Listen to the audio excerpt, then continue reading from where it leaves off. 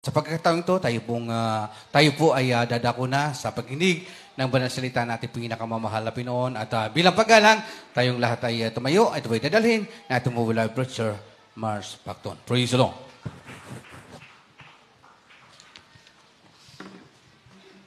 Praise the Lord. Purihin ang ating dakilang Diyos na buhay. God bless you, ating beloved co-preacher, Brother Jose Revilla.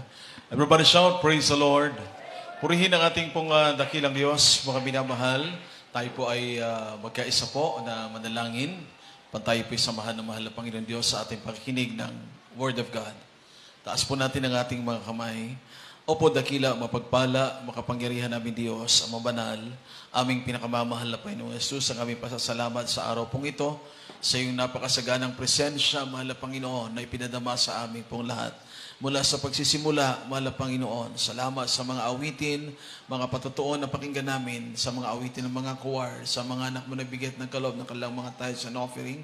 Higit sa lahat, ang iyong matamis sa presensya na ipinadama sa aming lahat. Narito kami sa aming pakikinig ng iyong mga banal na salita, buong pagpapakumbaba, sumasamo, kahabagan mo kami at patawarin sa first prayer ng aming minamahal, ginagalang malapastor, laki pa ng kapangyarihan, pag-ibig at pananampalataya ang iyong mga banal na salita. Sa oras na ito, sa makapangyarihang pangalan ni Jesus, sinasaway namin ang lahat ng pag-alinlangan, lahat ng hadlang, anumang gawa ng kaaway, hinders ang Philippine dolls, out, out from us, in the mighty name of Jesus, in the name of Jesus, and everybody shout, praise the Lord.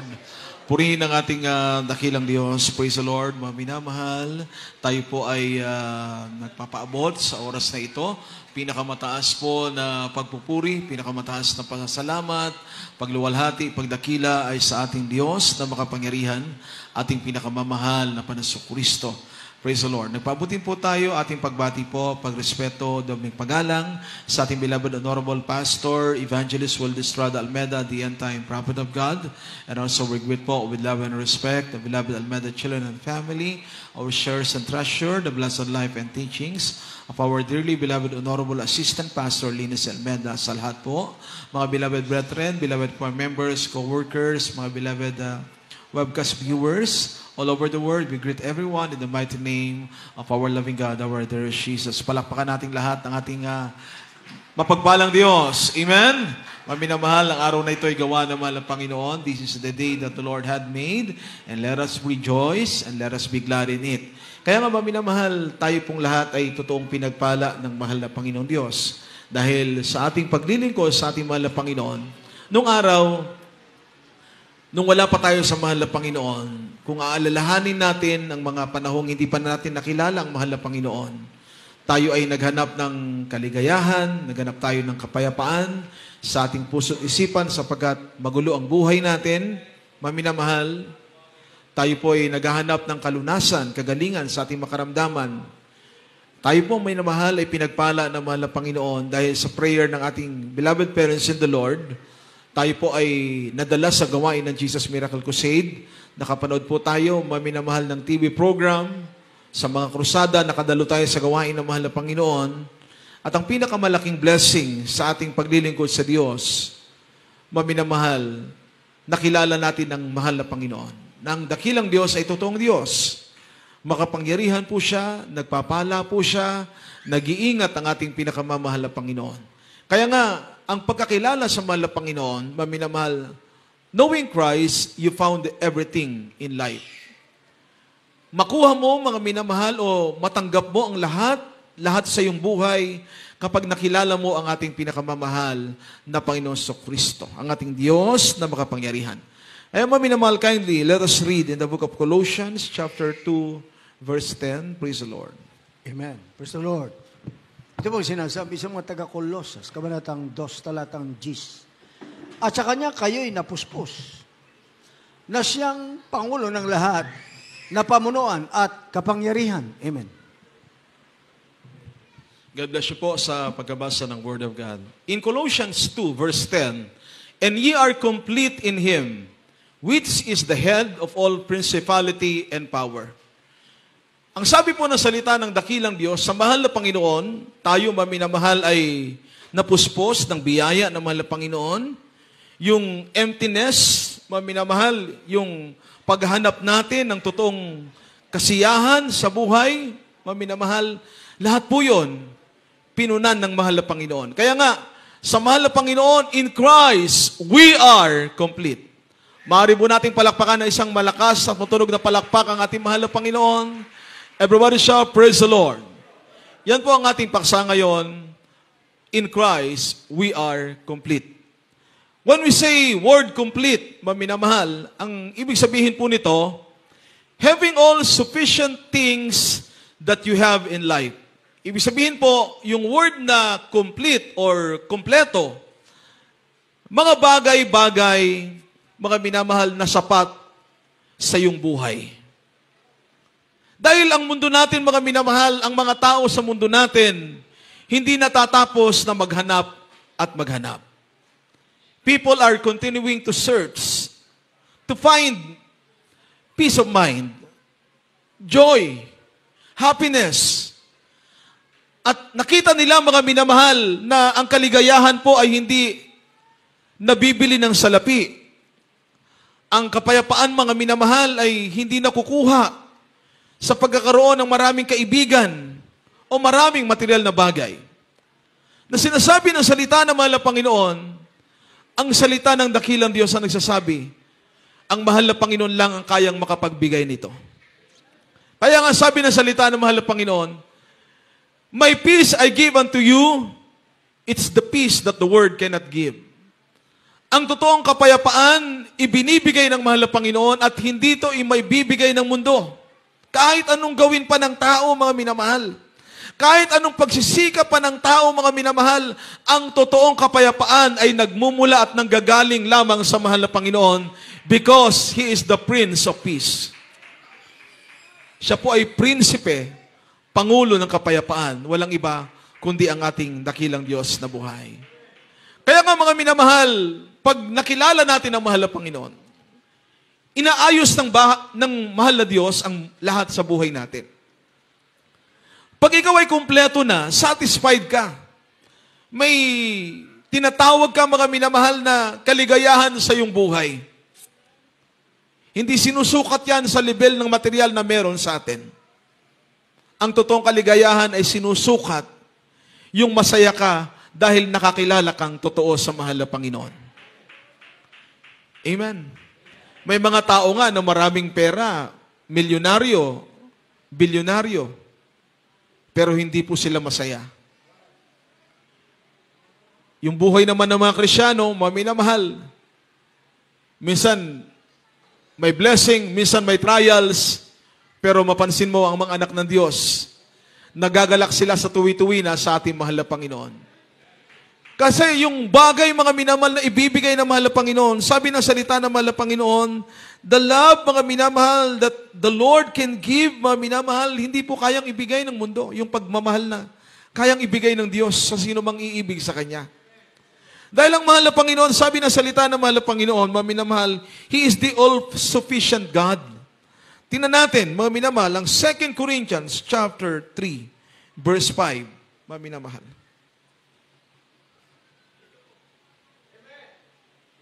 Lord, dito po sa 2 Korinto, Kabanata 3, ang talata po ay 5 na sinasabi, hindi sa kami ay sapat na sa aming sarili, upang isipin ang anuman ay mula sa ganang aming sarili, kundi ang aming kasapatan ay mula sa Diyos. Amen. Palakpakan nating lahat ang ating mahal na Panginoon. Everybody shout, praise the Lord. Napakaganda po, mga minamahal, ang sabi po ng Word of God, not that we are sufficient of ourselves, to think anything as of ourselves, but our sufficiency is of God. Amen. Amen. Ang ating kasapatan, mismong nagmumula sa mahal na Panginoon, maminamahal. Kaya nga, ano man gawin ng tao, ganun maminamahal, pagsisikap ng lahat ng tao, pag wala ang mahal na Panginoon sa buhay niya, hindi po siya kumpleto. Kahit anong gawin ng taong mga minamahal, hindi siya makakumpleto kung wala ang mahal na Panginoon. Because the Lord that we serve, He is the sufficient God. Siya lamang po yun. Yun po yung isang attribute ng mahal na Panginoon. Katangian ng mahal na Panginoon, He is the sufficient God, mga minamahal. Amen. The omnipotent God, the all-powerful God. Yun ang ating mahal na Panginoon, mga minamahal. Lahat ng source ng blessing, lahat ng source of protection, healing, lahat po yan ay nagmumula sa mahal na Panginoon. Kaya nga, pagkasapat ang lahat ng bagay, everybody shout, praise the Lord. Everybody shout, amen. Alam mo yung mga minamahal ng isang kapatiran, sabi nga nila, kung susukatin yung buhay, talagang nandun sila mga minamahal sa kahirapan. Ang kanila mga minamahal minsan, kinakain minsan once a day, isang beses lang po sa isang araw, nag-aaral yung kanyang mga anak, mga minamahal. Kailangan mag-almusal, kinakailangan manangalian, maghapunan, pero yung kapatiran, nagsasakripisyo siya para maibigay yung pangangailangan ng kanyang mga anak. And then mga minamahal, dahil sa biyaya na mahal na Panginoon, habang naglilingkod siya sa Diyos, nagtitinda po siya sa palengke, yung mga gulay-gulay. Dahil sa kanyang katapatan sa mahal na Panginoon, dati minsan lang sila isang araw kumain, naging 2 beses na, naging 3 beses na, mga minamahal. At yung mga anak niya, mga minamahal, minsan binubuli sa school dahil yung kaya niyang ibigay, mga minamahal, sapat lang at minsan nagkukulang pa. Ang lagi niya lang sinasabi sa kanyang mga anak, totoo ang ating Diyos. Totoo ang ating Diyos. Isang araw, pagpapalain tayo ng mahal na Panginoon. Kahit humingi yung mga anak niya, wala siyang maibigay. So binusog niya po yung mga anak niya ng pagmamahal. Ng turuan niya, manalangin, tinuruan niyang umibig sa mahal na Panginoon. Pati yung mga anak niya, natutong masiyahan. Kasi yun ang nais sa mahal na Panginoon eh. Pagka kumpleto ka na mga minamahal, wala ka nang hanapin pa mga minamahal.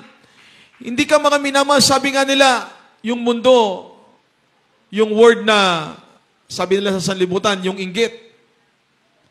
Hindi ka mainggit mga minamahal sa kapitbahay mo kung anumang rangya na meron sa kanya. Dahil kung susukatin ng kalagayan natin, sa kalagayan natin sa harap ng mahal na Panginoon, mas pinagpala yung mga naglilingkod sa Diyos. Mas pinagpala yung mga totoong tapat sa mahal na Panginoon. Amen. Kasi sabi mga minamahal na banal na kasulatan, sapat ang biyaya ng mahal na Panginoon sa atin. Tingnan po natin, 2 Corinthians 12, verse 9. Ito po ang sinasabi sa mga ikalawang taga-Korinto, kabanatang 12:9. At siya'y nagsabi sa akin, ang aking biyaya ay sapat na sa iyo, sapagkat ang aking kapangyarihan ay naging sakdal sa kahinaan.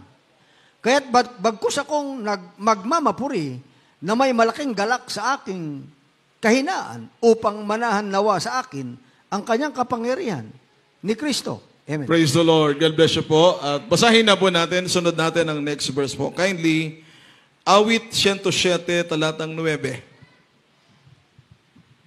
Dito po sa mga awit, Kabanata 107, ang talata po ay 9 na sinasabi, sapagkat kanya binigyang kasihan ang nananabik na kaluluwa at ang gutom na kaluluwa ay binusog niya ng kabutihan. Amen. Praise the Lord. Palakpakan nating lahat ang ating mahal na Panginoon. Everybody shout, praise the Lord.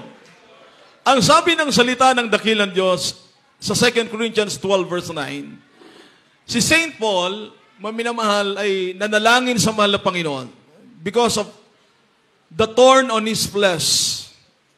May kapintasan, mga minamahal, ang paningin po ni Pablo. Dahil on his way to Damascus, 3 days po siya, mga minamahal, na walang paningin. Pero after 3 days, ibinalik muli ng mahal na Panginoon ang kanyang paningin, pero may naiwan po na thorn of his flesh. Nanalangin 3 times si Pablo para alisin yung kanyang kapintasan.